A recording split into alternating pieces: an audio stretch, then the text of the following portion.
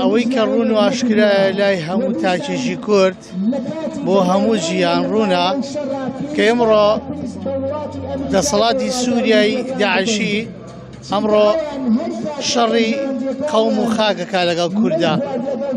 من دڵنیاتان دەکەمەوە میلەتی کورد میلەتێکی موسڵمانە، میلەتێکی دیندارە، سوپاس بۆخوا ئەوان هاتوونە بە ناوەی دینەوە شەڕی کوردەکەن.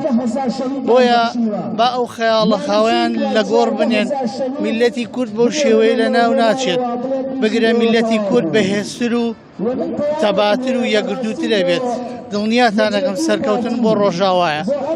ئێمەش وەکو کوردێکیش بە شەرەف، وەکو کوردێکی دڵسۆز بەشدارین لەو پرۆسە بەرگریەی کە میلەتی خۆشەویستی خۆمان لە ڕۆژاوا لە خاک و کەرامەت و خوشک و دایک و برا و کەس و کارمانەکەن. پەیامی ئێمە پەیامی هاوسۆزیە. هەڵبەت ئەگەر کەسێک ئازاری پێ نەگەشت بێ لە ئازاری خەڵکی تر ناگە. ئێمە وەکو گەلی کورد لە باشووری کوردستان ئەتوانم بڵێم هەموو تەمەنمە هەموو ژیانمان بە ناخۆشی بەدەست بێگانەوە چەشتووە.